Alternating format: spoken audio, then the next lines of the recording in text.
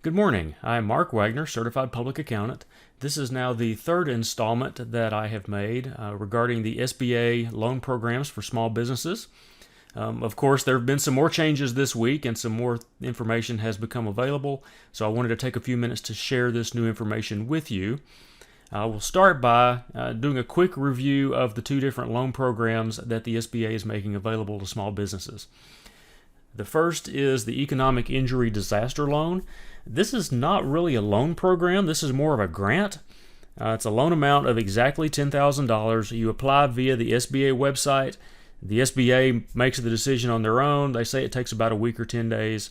The application is very simple. Shouldn't take you more than about 5 minutes. This loan is completely forgivable. Think of it more as a grant. There is one small aspect here you need to be aware of. If you get both the EIDL and the Paycheck Protection Program loan, the EIDL will be rolled into the PPP loan. It will automatically count $10,000 toward the loan forgiveness of the PPP, but just be advised that the two programs will be combined if you try to get both. The Paycheck Protection Program is intended to cover your payroll costs, which are defined later. Rent, mortgage interest, not the principal, and not credit card or other interest, as well as utilities. I have read that utilities is, the typical light, gas, and water. It can also include internet and telephone. The loan amount will be 2.5 times your average monthly payroll costs. You have to apply through a participating SBA lender. This loan will be forgiven if you meet the SBA guidelines for how you use the money and the number of people you have on your payroll. If any of the loan is not forgiven, the repayment will be made half by the end of 2020 and the other half by the end of 2021. That's the programs in a nutshell. Now let's talk a little bit more in detail about how the programs work. All right, one of the big questions that we've had a lot of questions on is what actually qualifies as payroll costs. What you're looking here at on the screen is the SBA's interim final guidance. Don't know what's interim about final or final about interim, but here we go. What qualifies as payroll costs? This is basically any gross wages that you pay to your employees. To that, you get to add any employee benefits that the company pays for, group health coverage, anything that the company contributes to any kind of retirement program. One of the questions that we had early in the program was whether the $100,000 limit applied only to salaries and wages, or that applied to the total payroll costs for highly compensated employees. The SBA has come out with new guidance late this week that says the $100,000 limit applies to the salaries and wages portion, to which you can add employer-paid payroll taxes and employer-paid benefits. So in other words, the total payroll costs for a highly compensated employee can be more than $100,000. That limit only applies to the salaries and wages portion. One other question that we had early in the process is, what about businesses that have not been in operation for a year, or they're seasonal in nature and so they don't have an easy way to calculate their average payroll costs for a year? And we have some additional guidance on that as well. For a seasonal business, you can use your average monthly payroll between Feb 15 of 2019 and June 30 of 2019, a comparable period for the prior year. For a company that has not been in business for all of 2019, you can use either the previous 12 calendar months, so in other words from April of 2019 through March 31st of 2020, or you could do your calculation based on simply January and February salaries. So there are a couple of other methods here that are available for companies that might not have been in business for all of 2019. One important note, I have seen different banks that are requiring different information. Some banks are using 2019 salaries. Some banks want to see the prior 12 months, so from April through March. I've had one bank that has requested all of 2019, and then they also requested the first quarter of 2020.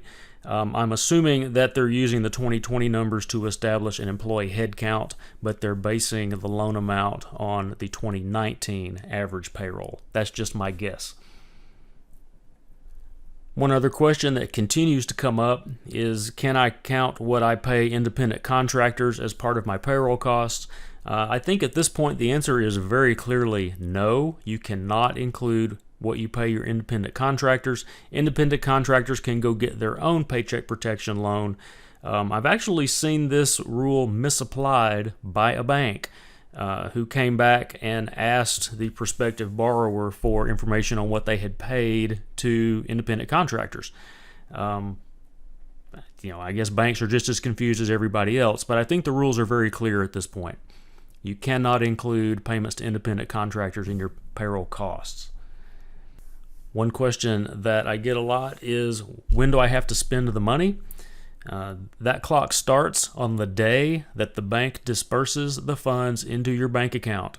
You have 8 weeks to spend the money on SBA approved expenditures. That's your payroll costs. That is your monthly rent, the interest on a mortgage, or utilities. Keep in mind that to get the loan forgiven, you have to spend 75% of the funds on payroll costs. This is salaries and wages, employee benefits, and state and local taxes. Additionally, you've got to maintain the number of people on your payroll. Now, you don't have to keep the people on the payroll for the entire period, but by June 30th, you have to have the same number of people on your payroll that you had on average during the period that they counted, which in most cases is 2019. Understand that they don't have to be the same employees, just the same number of employees. Now, I have seen some guidance this week that suggests that the SBA might apply the 75% rule on an employee-by-employee basis, meaning that at the end of the 8 weeks, you will calculate what you paid to each employee, and if a particular employee received less than 75% of their previous average compensation, then a portion of the loan related to that employee's compensation would not be forgiven. Seems like this would be a very difficult rule for them to implement because you don't necessarily have the exact same people doing the exact same job. I think that would make it difficult to evaluate on an employee-by-employee basis, especially when they've said it doesn't have to be the same employees. However, just something to keep in mind. As additional guidance comes back in, I will certainly be glad to let you know. Other things that I am seeing as I am working with employers and with lenders, banks are asking for not only the salary history, they typically want to see the 941s and the state unemployment tax returns. I think what they're doing here is they're checking to make sure that your payroll schedule matches what you have filed on tax returns. In one case, I have seen an employer where the payroll summary did not match what was on the quarterly 941s. The difference was that some of the employees pay for benefits that come out pre-tax. They have a cafeteria plan, or maybe they're making pre-tax retirement contributions, and that makes the number differ between gross wages and taxable wages, which shows up on line 2 of the Form 941. The difference is the amount of the pre-tax benefits. Went back for that client, and I reconciled the amount of pre-tax benefits. The bank accepted the reconciliation, and the loan has been approved. So I know that they're reasonable. They understand that the differences happen and why, and so they are accepting the reconciled report. Other things that I'm seeing, I believe I previously mentioned that I had one bank that wanted to see the 2019 payroll summary and then an additional payroll summary for the first quarter of 2020. I don't know that they're using that first quarter of 2020 for the average payroll costs. I think they're using that to substantiate the number of employees that were on the payroll. And so with that, I want to finish by showing you a sample payroll worksheet that I've come up with. I know that this works. It has been accepted by the banks that we have submitted it to. Okay. You can see here you got the demo company, and it's the SBA worksheet. This particular example, I was using April 1st, 2019 through March 31st, 2020, a trailing 12-month period to calculate the average of salaries. We list the employees down the side, identify the different pay amounts. You see they had one highly compensated employee here. We applied the $100,000 limit, so only the first $100,000 of the gross wages applied. We added the state and local taxes to get to the total payroll costs, which in this example were $497,000. Calculate a simple 12-month average multiplied by 2.5, and this is the prospective loan amount that we were looking at. One thing you want to keep in mind is, for small companies especially, if your payroll is very low, you might be better to simply go for the economic injury disaster loan. The $10,000 could be higher than 2.5 times your average payroll. So don't get wound up that you need to go get the Paycheck Protection Program when you could actually get more dollars in your pocket through the economic injury disaster loan. One other thing here for you, you see the link at the bottom of this page.